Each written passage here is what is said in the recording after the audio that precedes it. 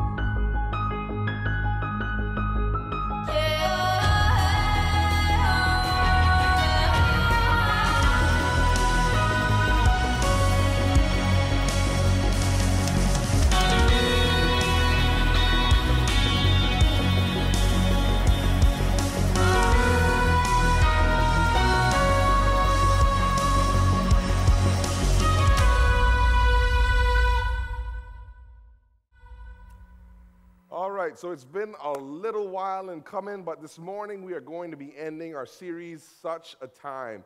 We have been, this is message number 4 in this series. We have been looking at several different things over the past several weeks about God's sovereignty, God's ability to work and move in our lives based on the verse found in Esther chapter 4, verse 14, which Mordecai looks at Esther and he says to her, Esther, the Jews are facing a difficult time. We are about to be wiped out and killed, and you are queen. You need to go and speak to the king, and who knows whether you came into your queenship for such a time as this. Who knew if God has put you in this place, in this season, in this time for such a time as this? And as we've looked over the past several weeks, we have seen how God has placed each of us here now. Last week we talked about how you are needed right now. You're not needed in the future. You are needed right now. And a lot of us are stuck dreaming about the future, and there's nothing wrong with that. That's great. We should do that. I love to do that. In school, I used to get in trouble all the time for daydreaming, thinking about the future. I remember one time I was sitting in English class, and my teacher came over and looked at my book, and she went, Andrew, what are you writing there? Why do you have all these names written in your book? And it's not the work that's on the board. And I said, I'm just writing down the names of my future children. And she looked at me and she went, I'm going to call your father.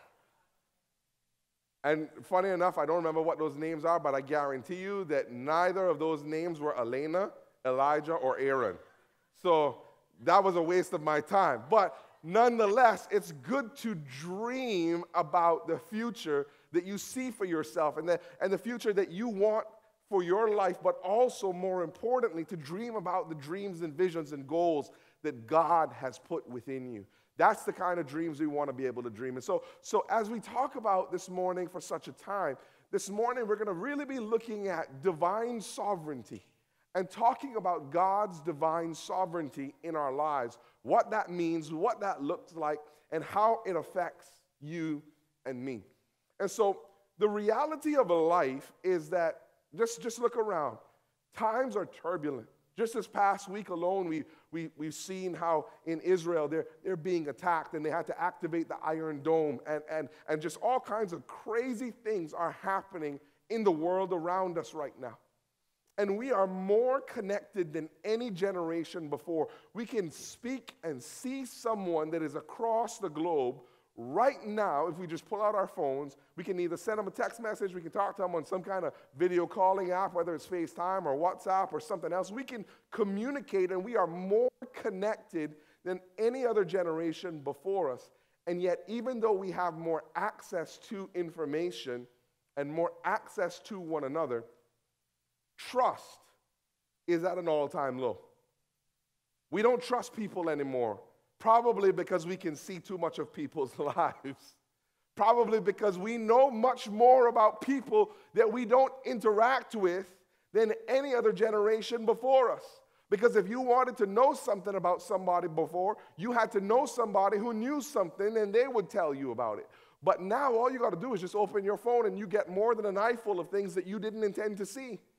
I remember one day, you know how when you're scrolling through social media, they oftentimes will suggest content to you that you don't follow. And I remember I was speaking to someone who was a dear friend of mine. I said, let me show you this thing on my phone. And I opened up Facebook, and there was an advertisement basically of a half-naked woman. And I went, that's not what I'm trying to show you, I promise. I don't know why that's popping up, but I promise you, that is not what I was trying to show you.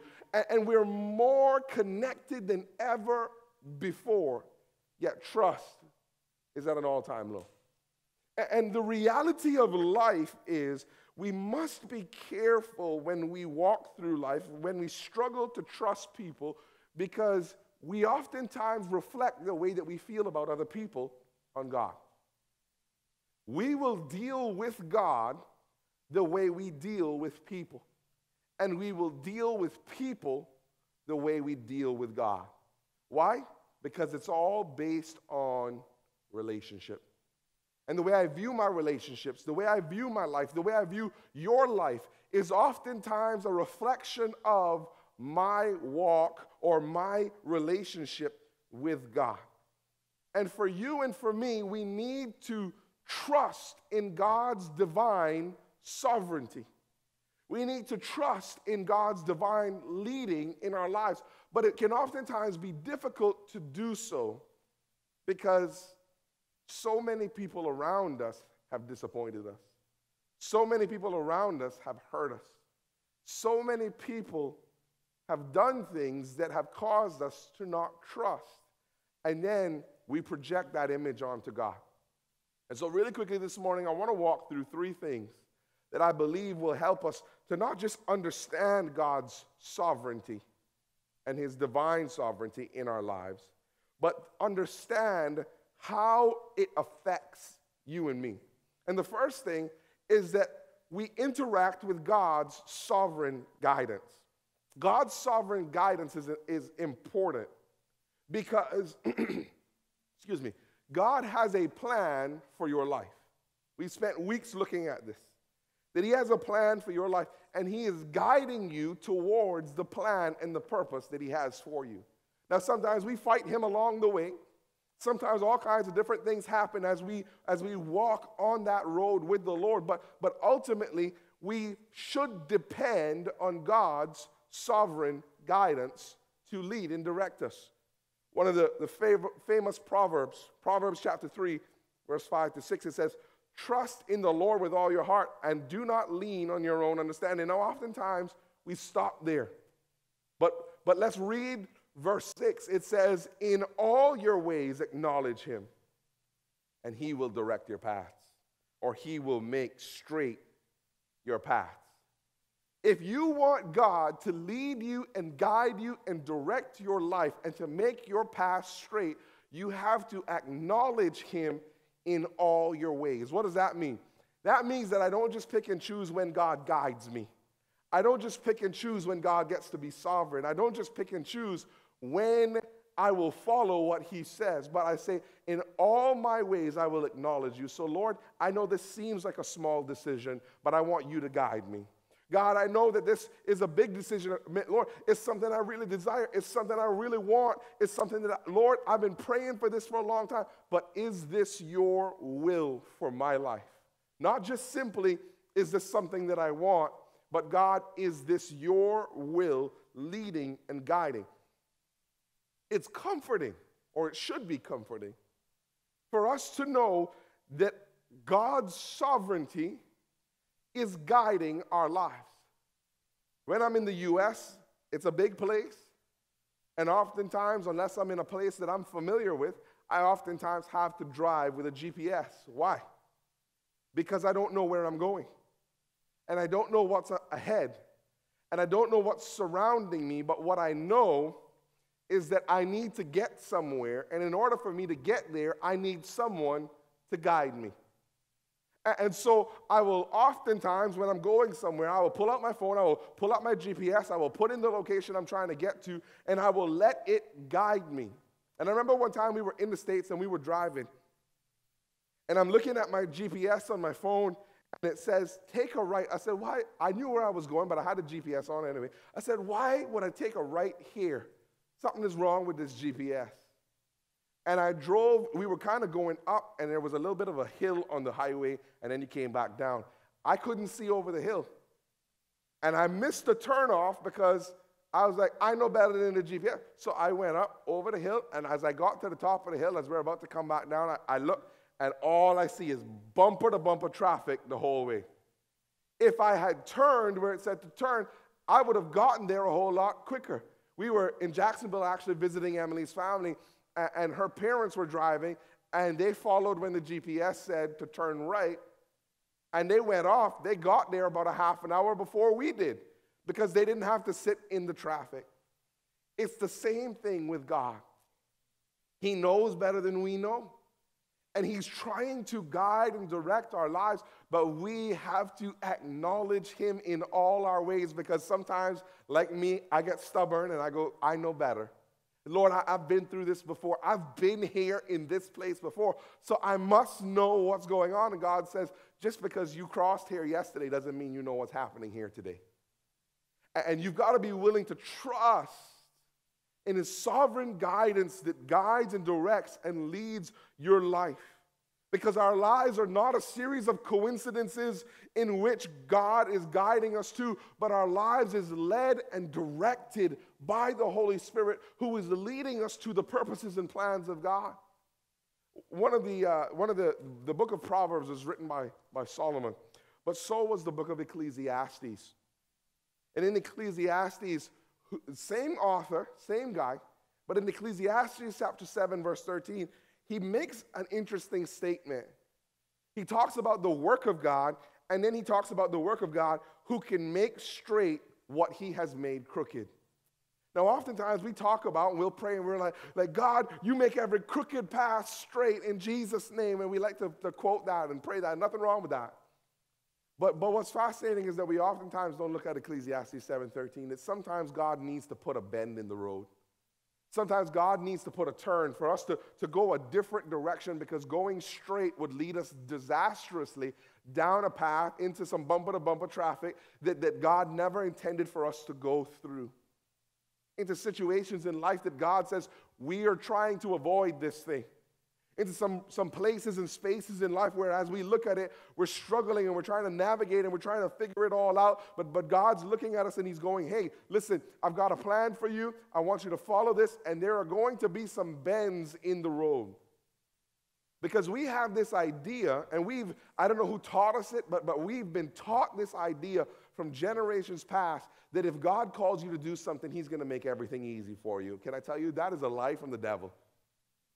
Many of us have been discouraged in the purpose that God has for our life because we expected it to be easy because God called us to it.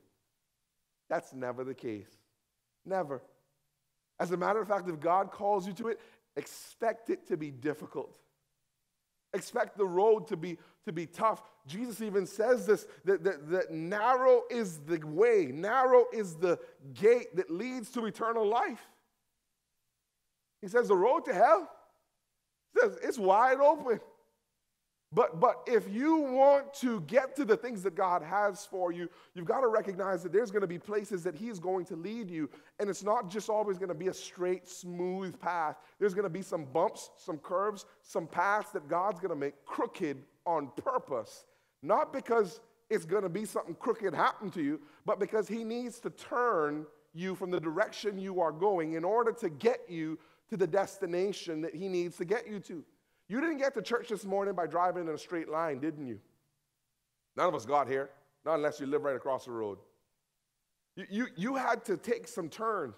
There were some crooked paths you had to follow in order to get here this morning. So don't just assume that because God calls you to it means that everything is going to be straight. Just walk straight down the road and you'll get there. Usually if anybody tells you just walk straight down the road and you'll get there, you're going to miss the place. Because it's usually not just straight down the road. There's usually some bends in the road. But let me make this clear about God's guidance. God's sovereignty does not remove your ability to make choices. That's what some people believe, is that, well, God's going to tell me what to do anyway, so what's the point in me even thinking about it? You know, I don't have any choice. I don't have any say. God's sovereignty does not remove your ability to make choices. It does mean, however, that his will ultimately be accomplished. That's what it means. That, as another verse says, that no plan of his can be thwarted. You see, we all make decisions, and when someone is making decisions for you, you have to be able to trust those people. So, for instance, one of the easiest examples of this is parents. As a child, you want to or you should trust your parents. Some parents are irresponsible according to some children. And so children have a hard time trusting those parents. I had an argument with my children the other day because they were trying to do something, and I said, you can't do that. And they said, why can't I do that? I said, because that's not how it works. And they said, I'll make it work. I said, that's not how it works. You can do that, but you will destroy it. And they go, no, I can do it this way. And I said, no, you can't. Yes, I can. But no, you can't, because if you do it, you're going to destroy it. And then you're going to come crying to me that it's broken. And then you're going to expect me to fix it. I'm still going to do it this way, Daddy. I was like, okay, go ahead. When it's broken, I'm just warning you, I will not fix it because you broke it. Huh? Why not? Because you are intentionally breaking it, and I'm telling you not to. So, of course, now they're looking at it, and they're trying to decide now in between, if we really break this thing, Daddy says he's not going to fix it. But we think we're right. So if we do it, well, nothing's going to happen to it anyway. So my children look at me and they go, we're still going to do it because it's not going to break. I said, okay. They did it. It broke. And then I looked, and don't judge me, I laughed. And my kids, they're like, Daddy, why are you laughing at this? This isn't funny. I said, didn't I tell you that it would break? Yeah, but we could, it can still work, you know. And this is, so, of course, I still, being dad, take it and I fix it for him. But the reality is that doesn't that sound familiar to sometimes how we interact with God? God says, don't do this. And we go, yeah, God, I promise you, this relationship is going to work out. God, like, Lord, but it's just, Lord, they're so nice. They're so handsome or beautiful. Lord, if you could just make this work, please. And God's like, no, they're not the one. This isn't it. This isn't where I'm leading you. This isn't what I'm guiding you to. I'm taking you in a completely different direction. Yeah, Lord, but I love them so much. You just don't understand, Lord. We've got to understand that when we have people who make decisions for us, we have to be able to trust them. Like our spouses. Your spouse ever committed you to something that you didn't want to be committed to? But you have to trust them in that process. You have to trust them in that, or you want to be able to trust them in that. As parents, you want to be able to trust your kids. Let's face facts. This doesn't make you a bad parent. This just makes you an honest one. How many of you got some children, not that you love your children differently, but you got some children that you trust that child more than you trust the other one? You know that one particular child is more trustworthy in a particular thing than the other one is.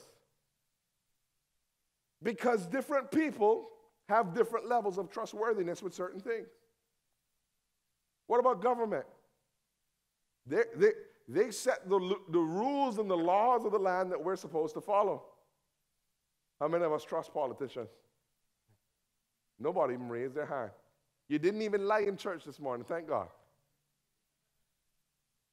You see, we look at people and we oftentimes look at them and we go, we want to put people in our lives that we can trust.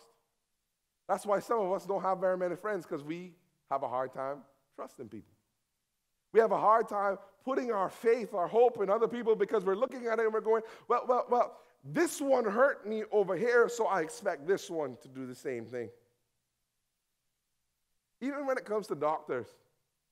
Like, you ever gone to the doctor before and the doctor told you, here's what's wrong, and then you go, I'm going to get a second opinion. Why do you do that? Not saying that that's a bad thing, because you didn't trust what they said to you. And sometimes you go to someone else and they tell you something different. Sometimes you go to someone else and they tell you the same thing. So you go, I'm going to get a third opinion. So what happens is that when we don't trust people, or we don't like what we're hearing or what we're seeing, we oftentimes have a tendency to distrust them. And the same thing is true with God. Except the difference between God and man is that God is not a man that he should lie, and God is not one who is guessing. God doesn't need to guess. He has perfect knowledge, which means he knows everything. And if we trust God, and if we really understand who God is and we trust him, then we can trust what he says to us. But oftentimes what happens is God says something and we try to negotiate with God. But Lord, what if we can do this? And if you've ever been in a relationship with someone, whether it's some sort of friendship or someone you're dating or someone you're married to or whatever the case is, when you don't have trust in a relationship, it's very burdensome. It's very worrying. It's very overwhelming for you, because as you look at this relationship with this person and you recognize that the trust isn't there, you're filled with anxiety, because if I tell them this, what will they do with the information? Will they use it against me? Will they tell other people?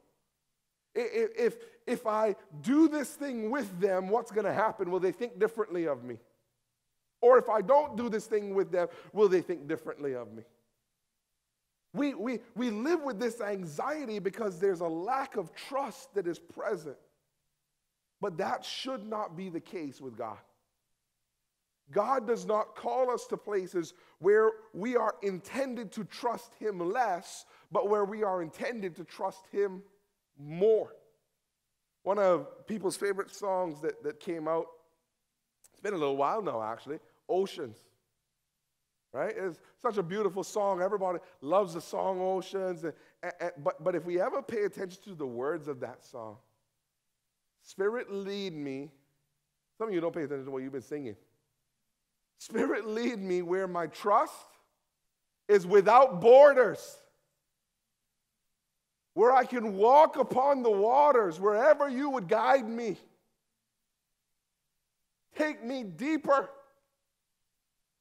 Like, this is what we're singing. This is what we're asking God to do. But if you don't trust God, God can't lead you to places you've never been before. I had a situation just recently. A friend of mine called me. They said, I can take you somewhere, hop in the car.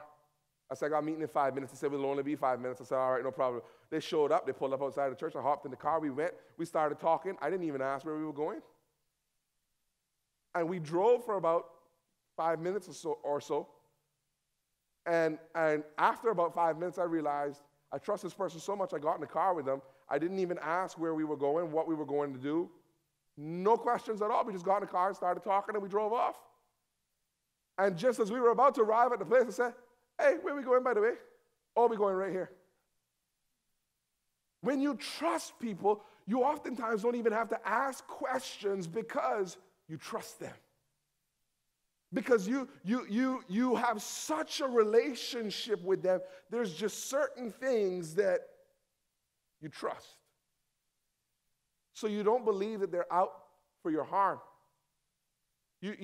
What if I had got in the car and they're like, yeah, we're going to drive off into the harbor in Georgetown and we're going to sink the car and both of us going to die. What if that was the plan? I didn't know, but I didn't assume that was what the plan was. Why? Because I had trust. When you trust God, God can lead you to places that may seem dangerous, that may look dangerous, that may even seem questionable to you. But you go, God, I trust you, so it doesn't matter where we're going. I trust you. It doesn't matter what's happening. I trust you. And if you want to fulfill God's purpose for your life, you have to understand God's sovereign guidance in your life, because without his sovereign guidance, he can't lead you to where he wants you to go. Why? Because he's not going to tell you. He's not. But when you trust, let me tell you my second point. Here's what trust does. Trust and understanding God's sovereign guidance removes worry. His divine sovereignty removes worry. And when you understand this, it begins to transform the way you live your life for God, because when God says go, you don't question whether or not something bad is going to happen to you. You just trust God that no matter what happens, God's going to be with you through it. Let me show you. Matthew chapter 10. And it says this, are not 2 sparrows sold for a penny? And not one of them will fall to the ground apart from your Father. But even the hairs of your head are all numbered.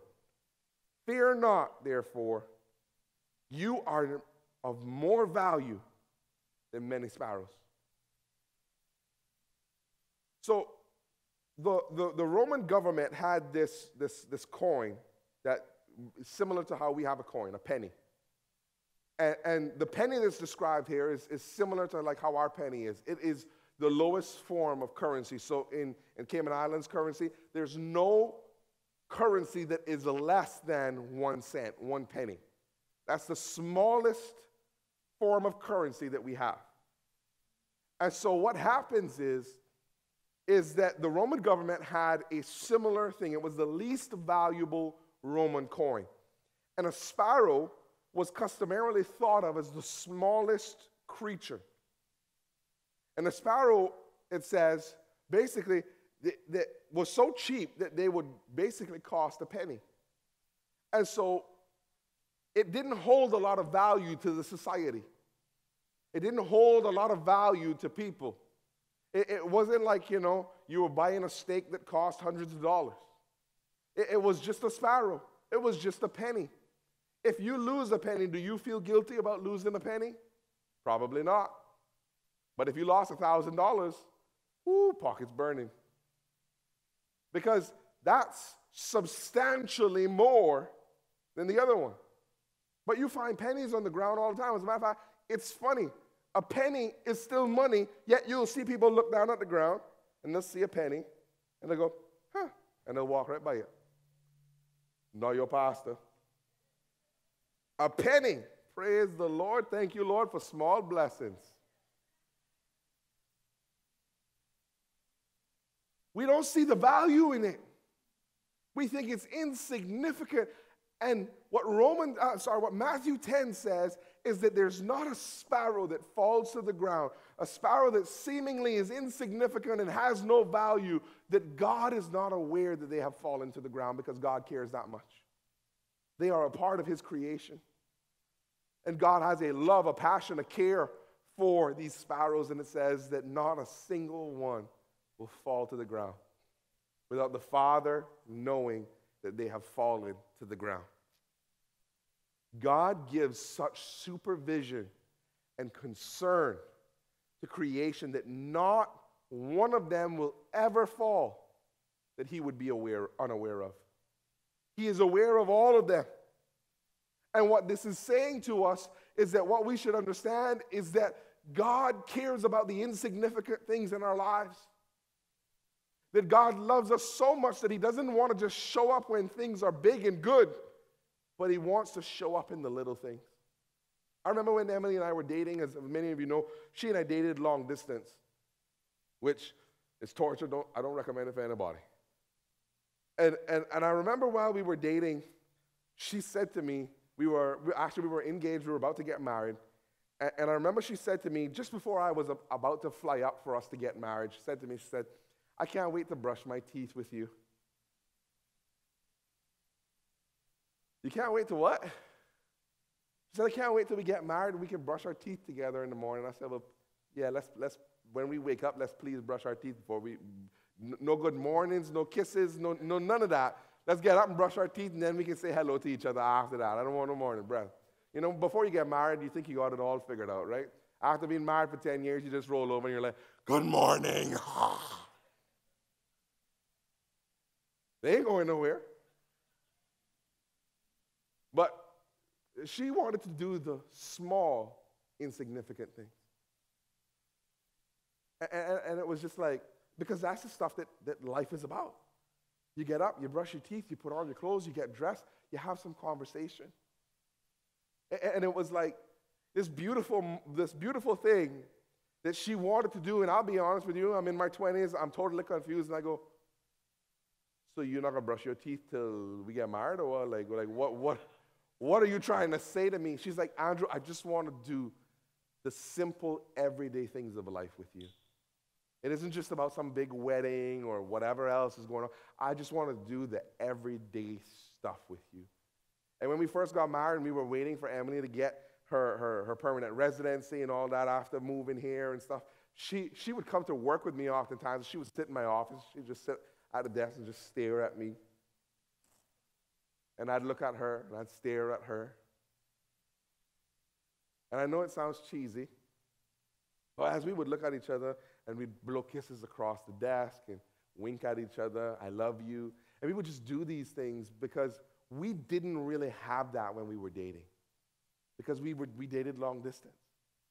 And just to be able to sit together and just do the simple, silly stuff meant so much to us. And it formed a foundation in our marriage that to this day, 10 years later, we are still playful. There's times she'll be in the kitchen washing dishes, and I just come up behind her, and she hates being tickled. And I'll just come up behind her, and I'll just start tickling her, and she's like, stop. And it seems silly, but that's the stuff that makes a difference. And I don't say that to brag on me. I say that because that's the kind of stuff God wants in a relationship with you. The silly, insignificant things.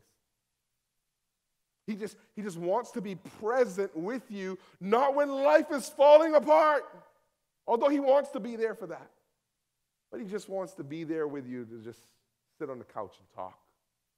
To just have a conversation. Just the insignificant things. Because if a sparrow, like how many of you are looking outside and counting, where are all the sparrows that are going to fall?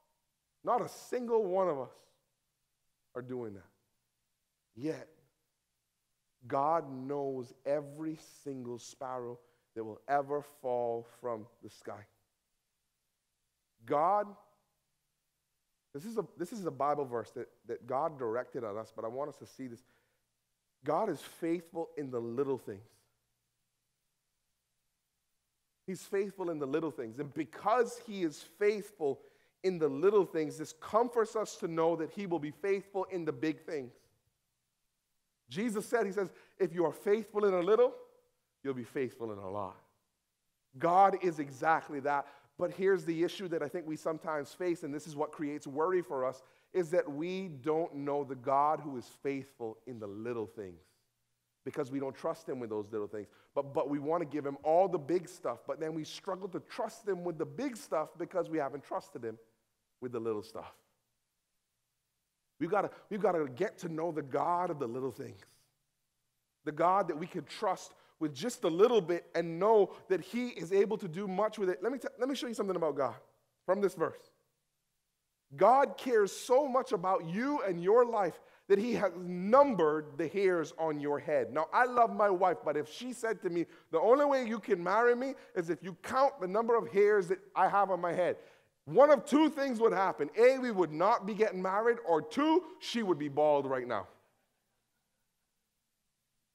Because there's no way I'm going to sit there and count the hair on her head, as beautiful as I think it is. It ain't happening. Yet God, in his love and care and concern for you, took the time to do something as simple and silly as count how many hair you have and then number them. That's God. And you think he doesn't care about what's happening in your life? No. What's your cause for worry? What's your cause for concern? Because I'll tell you the truth. I have never met anyone, not even my wife, who is so interested in me that they want to count how much hair I have. Never. And yet, God has done it for you. Just because he loves you. You see, God's sovereignty is a comfort only to those who love and trust him. Because the idea that God is sovereign to someone who doesn't love and trust the Lord, it does them no good. Why? Because they don't trust God. So when everything starts to go the wrong direction, they don't trust him. They struggle to make it through, and they're worried by everything. I'll just be honest with you. Over the past several months, and I said this to you guys, I think recently, that Emily and I have just been facing some really tough challenges. And not in our marriage, but we've just been under attack. And we've been praying against it. But we felt like part of it had to do with just this everything that's going on right now, that God's about to do something great. When the attack of the enemy gets greater, just wait for the breakthrough to come, because it's going to be something big. It's going to be something good. It's going to be something great. And so she and I have just been praying and talking, and I mean, we got hit by bill after bill after bill, by problem after problem after problem, to the point that we're looking at it and we go, what we make is not sufficient enough to pay all these bills. And when you look at all the bills you got piling up, and you realize that you don't have enough money to pay all the things that you do, like you're down a car, you're down to one car, then that car starts giving trouble, and then you realize you're about to be at no car, and you start looking at things, and you're looking around, you're trying to figure out, like, God, where is this going to come from? How are we going to fix this? Like, we came up with a plan for this problem, now there's this problem on top of it. And Emily and I are just looking at it, and I just said to Emily, I said, Emily, I don't know what's happening right now. But I said, but there's one thing I know. This is the enemy. I said, these are just nuisance attacks from the enemy to discourage us from everything that God's doing in us right now. And she said, Andrew, I totally agree with you. She doesn't call me pastor at home, just so you know. So we're looking at this, and we just began to pray. We just said, God, we don't know what's happening. We don't know what's going on. We don't know how all this stuff is going to get fixed. We don't know how all this stuff is going to get sorted out. And we're just there, and we're praying because we recognize this is an attack from the enemy. Can I tell you that every single one of those problems have been resolved in Jesus' name? And it is only by the grace of God that it has been. Only by the grace of God. God has done things where all the issues that we're looking at and we're going, we don't have enough, we don't have enough, we don't have enough, we don't know how, we can't see a way through. I just said to Emily one day, I said, Emily, there's one thing I know. God has always been faithful to us, and I will put my faith in the Lord. I was talking to my friends. Many of them don't even believe in God. Friends I had from way back in the day, and they were talking how things going, and you know, sometimes you just start complaining without realizing you're complaining. And I'm saying, oh man, you know, the car giving trouble, and this happening at the house, and you know, it's just, we got so much to fix, and so much to resolve, and so much to sort out, and it's just like, we're looking at everything, and I stopped mid-sentence, and I said, but you know what, I'm not worrying about it, because my God has always been faithful, and he's always taken care of us, and I expect him to do the same now.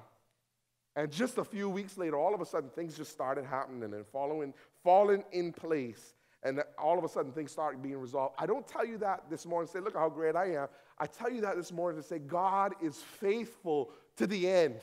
He is faithful to the utmost. He is sovereign. He knows what you're going through. Stop worrying and start trusting, because he is a faithful God through it all. He is faithful in a little, which means he will be faithful in a lot.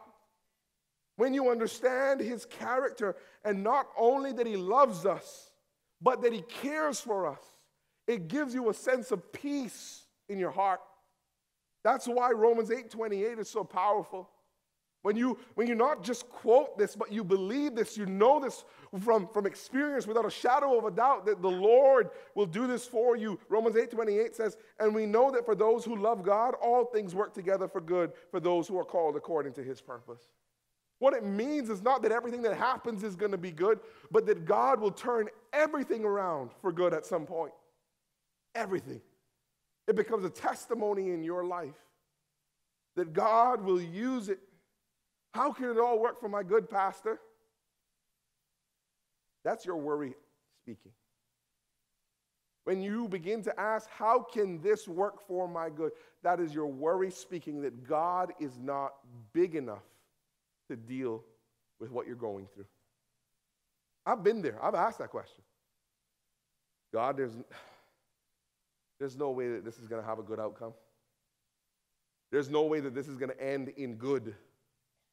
I don't see a way forward. I don't see a way around. I don't see a way through, God. Like how does this work? How can it all be for my good? But let me tell you what worry looks like.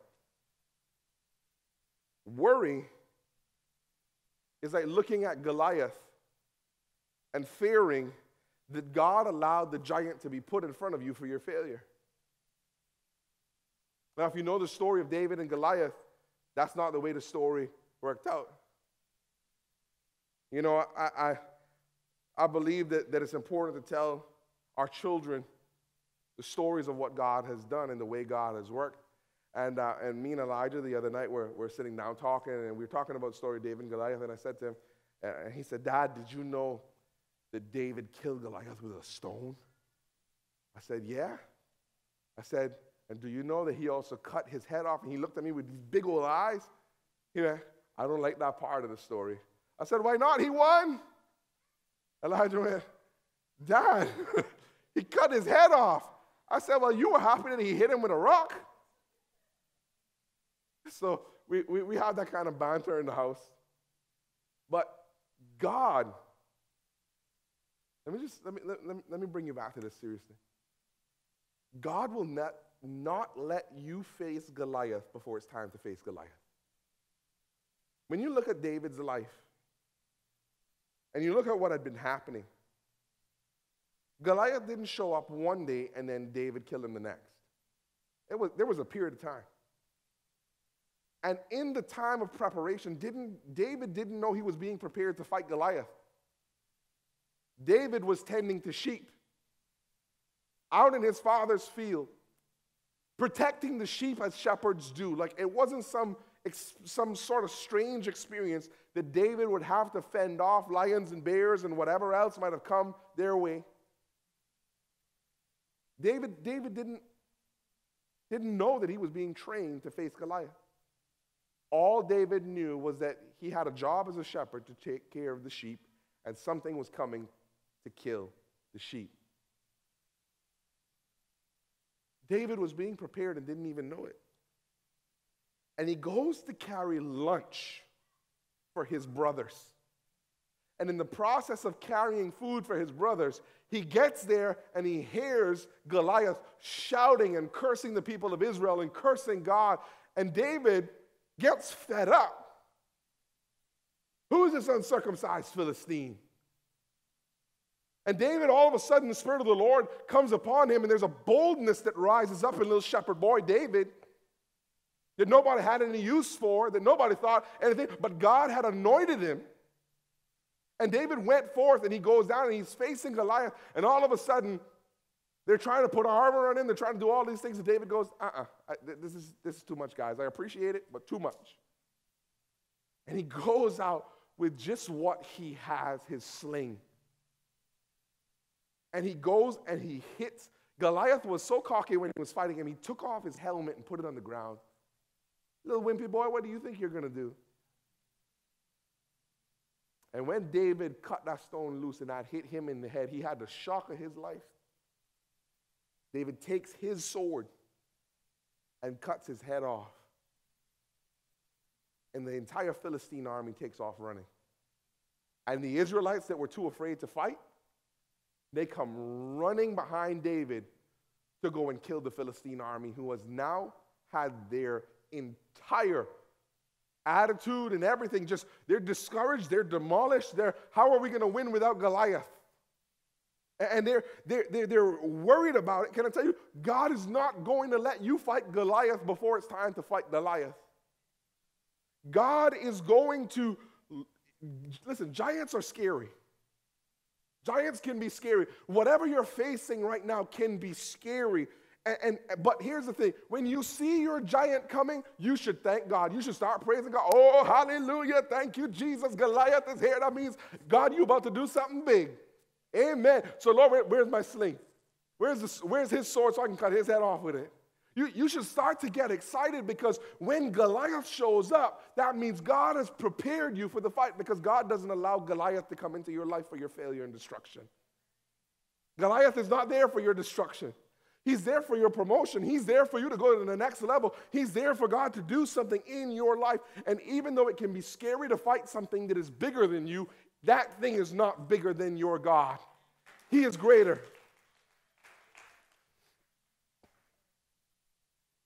God has rigged the fight in your favor, because the enemy doesn't realize often, and even if he knows, he still, like a fool, keeps trying to fight against God, and he will be destroyed, not recognizing that God fights for you. God doesn't bring us to battles simply to lose them. But he will sometimes leave us in the wilderness to prepare us a little bit longer. He will leave us with the sheep, the smelly, stinky sheep, a little longer, because with the sheep we're learning. With the sheep we're developing. With the sheep we're growing, oftentimes in ways we didn't even realize we were. And your faith in God causes you to believe that even though I am struck down, I'm not destroyed. That even though I'm in the lion's den, my God can shut the mouths of the lion. That even though I'm about to be thrown into the furnace, that God can dance with me on the flames. Amen? So your faith allows you to recognize that even though I'm in the valley of the shadow of death right now, I will not fear, because God is with me. And he's guiding and he's leading me. And that allows us to understand this, that God uses everything. God uses everything. You see, God's goal is to be close to you. That's his goal. He wants relationship with us. He wants to be near us. And because of that, God has to be with us. And he uses everything in our lives. With God, nothing is wasted. And sometimes what God has to do in us is he has to strip everything else away so that it's just us and him. So it's just me and you, God. It's just us. And Job is probably the hardest example of this we see in Scripture. Job loses everything. He loses his children. He loses his livestock, his servants, his possession, his health. Like, imagine this was your story. One day you have a servant run up to you and say, a gang attacked and killed your children. And then you have another servant, a couple of seconds later, run up. A fire came and destroyed everything. Then a couple of seconds, another one comes up and said, 3 more gangs attacked, and they stole everything that you had. And then another servant comes up at the same time. Sorry, I confused the story a little bit. And a windstorm came. I'm the only one that escaped. Your children were there, and all of them died. Imagine in the span of less than 5 minutes, 4 people come and tell you, you have lost everything. This is what happens to Job. And then his wife looks at him and says, you've lost everything. You might as well just curse God and die. She's so encouraging, thank God. Then his friends come around, and they're no better. Job, what did you do? It's your fault, Job. How'd you get God angry enough for this to happen to you? And they blame him for it. And Job is stricken with grief and sorrow. And then, in the middle of everything, Job, as he's talking to God and he's saying all this stuff, all of a sudden, God begins to reveal himself to Job in a way Job had never experienced before. He never knew God this way. As a matter of fact, don't get me wrong, Job was a righteous man. But what I'm about to read from you from Job tells me that Job knew about God but didn't really know God. And these are Job's own words. It says, then Job 42, 1-5, it says, then Job answered the Lord and said, I know that you can do all things. This is after he's lost everything. This is the end of the book. This is after everything has been taken from him. I know that you can do all things and that no purpose of yours can be thwarted. Who is this that hides counsel without knowledge? Therefore, I have uttered what I did not understand, things too wonderful for me which I did not know. Hear, and I will speak. I will question you, and you will make it known to me. I had heard of you by the hearing of the ear, but now my eyes see you. Job goes, God, I've heard about you, but I never saw you. I never saw your goodness. I never saw your faithfulness in the way I see it right now. God, even though I've been through this ordeal and I've lost everything and everything has been stripped away from me and all I've had was me and you. He said, God, there are things too wonderful for me to understand that you have made known to me. He says, Lord, just, if you listen, I'll speak to you. If you're willing to listen to what I have to say, I'll talk to you, God. And he says, and I'm going to question you about things. And you will respond and you will make known to me what you want me to know. You will reveal yourself to me. Because, Lord, I had heard of you, but I did not see you, and I see you now like I've never seen you before. Sometimes God has to take us to the desert. Sometimes God uses good things. But here's what God really does. He uses everything. And that's why God doesn't give us a 5-year plan or even a 6-month plan or even a 2-day plan. Why? Because what is tomorrow?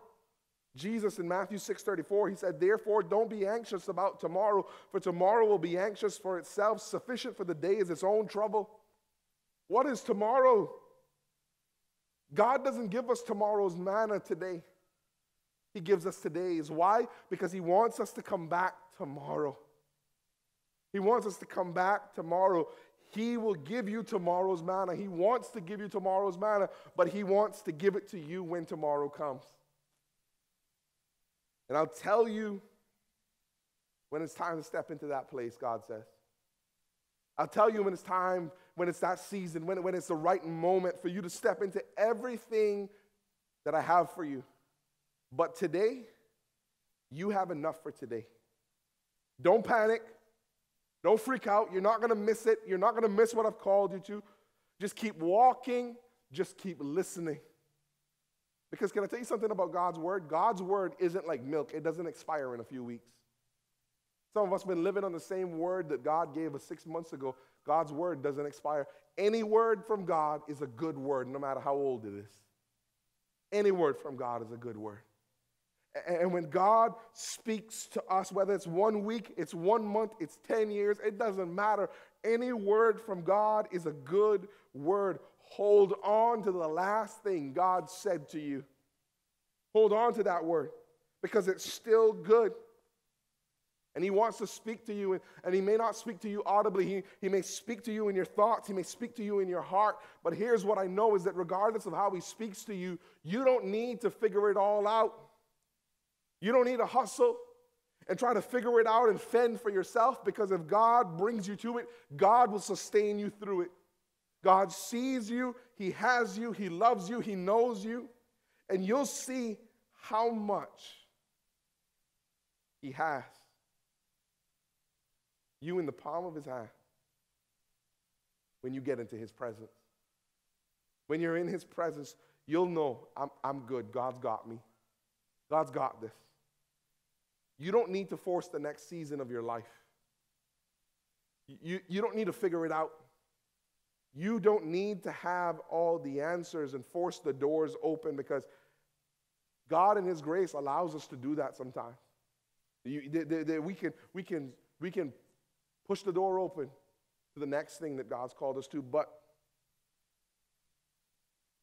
you learn that anything you force open, you have to sustain it by your own strength, by your own power.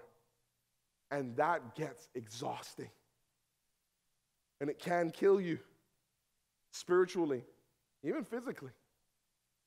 And you'll eventually cave in and give up and walk away and probably go into a different type of desert, a different type of season in your life.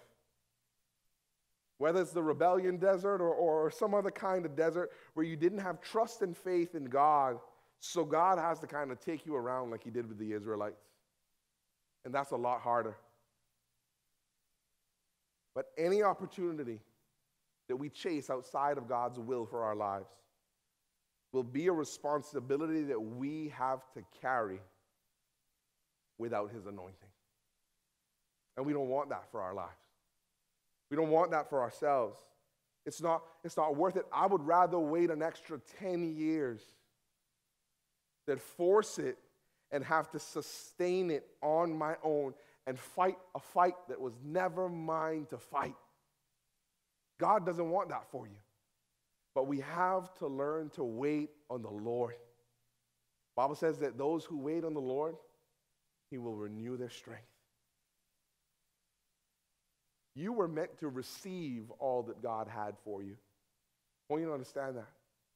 You are meant to receive everything he has for you. But if you don't wait to receive what God has for you, you have to go and fight to take it yourself. And if you fight to take it yourself, then you're going to have to carry it by yourself because it's not in his timing. God has a plan for you, church. He has a plan for your life, and in his sovereignty, understand that he wants to use everything that he's giving to you for your good, for his glory. And so wherever you find yourself in life right now, whatever situation you find yourself stuck in or struggling in, whatever's going on, what I'm telling you right now is that God will give you everything he has promised you. Everything. But you've got to wait on the Lord. You've got to trust in him. You've got to trust his timing. Trust in the Lord with all your heart. Lean not on your own understanding. In all your ways acknowledge him, and he will direct your path. He will make your path straight. He will take you where he needs to take you. But trust him no matter where you find yourself right now. Let's pray. Lord, I thank you for every person here today. I thank you for your faithfulness towards them. I thank you for your goodness and your gracious mercy that sustains us. And that, Lord, that so many of us right now we're struggling. We're struggling to trust you in the middle of what life is throwing at us because, God, it's a tough season. It's a tough word. It's a tough time. But, God, I thank you that you sustain us through it all. That you never leave us nor forsake us. You never abandon us. But you use everything that we may be facing. And that even though for some of us, right now we feel like we're walking through the valley of the shadow of death, we don't need to fear any evil because you are with us. Your rod and your staff, they comfort us. God, David knew that he could trust you. Paul knew he could trust you. Peter, Daniel, Shadrach, Meshach, Abednego, all these people, they knew that they could trust you because, Lord, you had proven your faithfulness to them time and time again. Would you help us to trust you in your faithfulness because you have proven it to us time and time again. We Thank you this morning, God, for that faithfulness.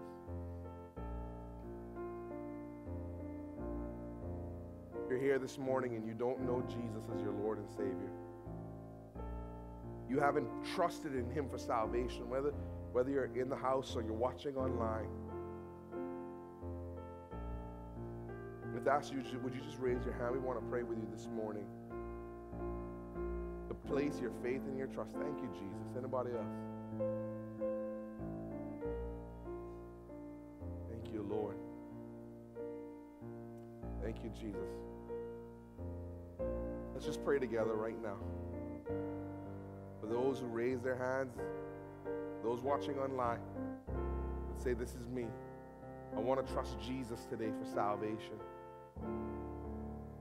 Just pray this prayer and say, Jesus, I surrender my life to you, and I ask you to receive me and forgive me for all my sins. Cleanse me of all unrighteousness and help me to live for you all the days of my life. In Jesus' name, I give my life to you now.